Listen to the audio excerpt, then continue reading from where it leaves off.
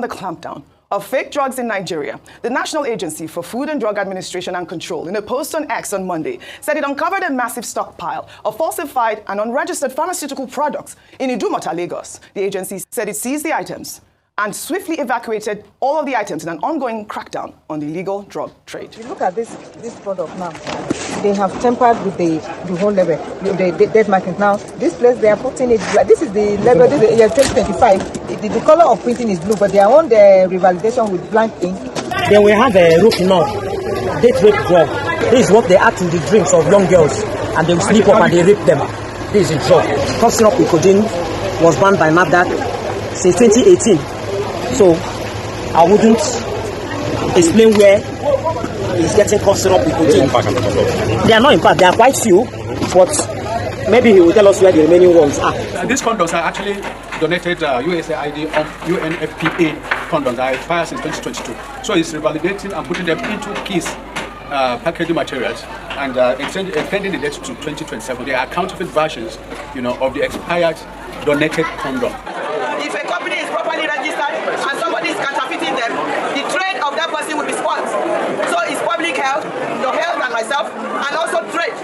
And also our image in the world, the image of Nigeria in the world. I mean, kudos to NAFDAC for everything that they have been doing, really. I love that you're clapping. Everyone is so amazed with a lot of things that NAFDAC have been doing. They said so far 3,000 shops have been screened and placed on hold, and over 10 arrests have been made, targeting traders who attempted to evade enforcement by hiding or relocating products, particularly at night. Let me take NAFDAC's tweet. They wrote in part, the operation exposed severe lapses in storage conditions, with medicines including injections, vaccines, and intravenous drips kept in unsanitary environments. These poor storage practices compromise drug safety, efficacy, and quality, posing serious health risks to consumers. I mean, Rufai, you were clapping here, and I really love the story because obviously they are really doing the Lord's work. But let me take another tweet here.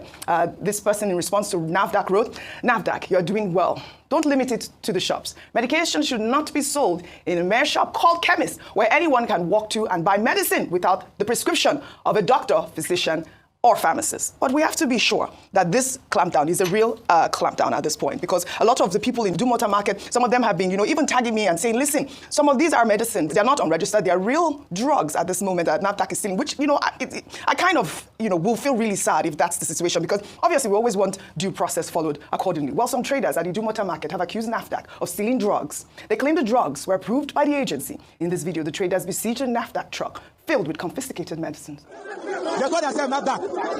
They call themselves NAFDAC.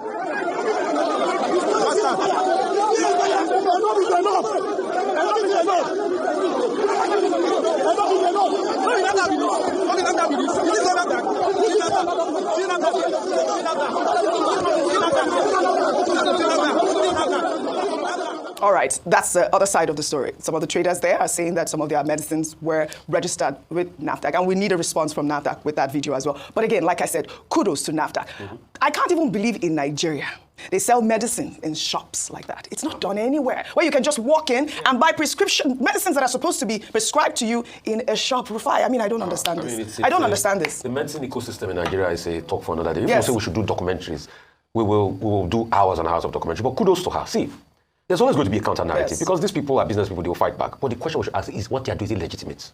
Is it? They can claim that, yes, there is NAFDAC logo or number on most of the drug. But we also know that there have been accusations as regards the process of getting those NAFDAC numbers. What are we enjoying NAFDAC to do is to partner with a digital tech company and have a certification code for every drug that they put their NAFDAC number in such a way that when you scratch the drug, when you finally buy it as a scratch code and you put the number in, you text the number, there should be an analysis come through of the drug so that you can verify the process at which it went through.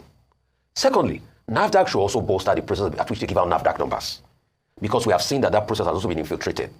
Thirdly, we must support NAFDAC on this drive. And it goes back to, yes, when this woman said, Dr. Professor Mujisa, when she said that there should be death penalty, a lot of us were saying civil rights issue and all of that.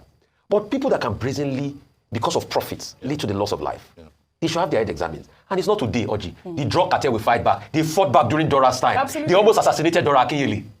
I remember the interview on the sister television station that day that Dora came on it and she was crying. The drug mafia. Oji, there's a drug mafia in this country that we need to get and see the end of. Or else, people will continue to die. I don't want to mention the name of a big man, but I have told you that story in private. There's a big man, big Nigeria, that is sought after in the world today, that his brother died because of fake drip. Same with Dora as well. The same thing that happened to Let's her call it sister. spade. Her sister died because of, fake drugs. And I'd like to pull up a video of the late Dora. And in that video, she explained why really we behave the way we behave. And she talked about different ideas and said it was all about rebranding. Well, the late Dr. Dora Akunyili was the Director General of NAFDAC from 2001 to 2008, was known for her advocacy against counterfeit drugs in Nigeria. In an interview that has resurfaced online, she highlighted corruption and bad attitude as a major hindrance to rebranding Nigeria. Everything boils down to corruption. And corruption is not just about giving or taking money. About rebranding. Well, the late Dr. Dora Akunyili was the Director General of NAFDAC from 2001 to 2008, was known for her advocacy against counterfeit drugs in Nigeria. In an interview that has resurfaced online, she highlighted corruption and bad attitude as a major hindrance to rebranding Nigeria. Everything boils down to corruption. And corruption is not just about giving or taking money. Corruption is about not doing the right thing. And I don't even envy corrupt people because they destroy themselves and destroy their children, generations unborn.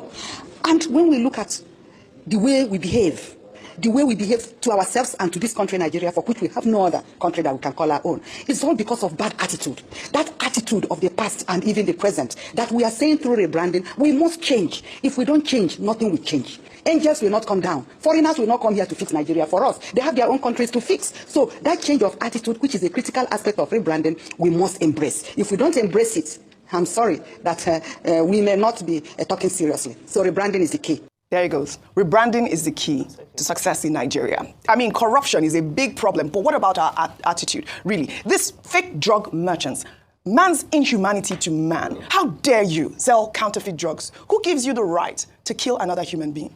Well, you continue to sell it as long as there's a market for it and then there's an enabling environment for it. And that's why I totally agree with you, Rufai, that we must support the work that Professor Mojisola Adeyeye through NAFDAC and the NAFDAC team are doing. Because we have, this is 2001 we're talking about, when that's 23 years ago, when Professor Dora Akunyili was battling with the same issue. Unfortunately, despite all the work that she did, we still see the menace. And like you said, I don't want to use drug cartel, so they won't mix it with hard drugs. Medicine cartel, whereby people who are supposed to be custodians of good health through medicines like this are selling fakes to Nigeria because of personal profit and personal gain. I love that she talked about rebranding mindset.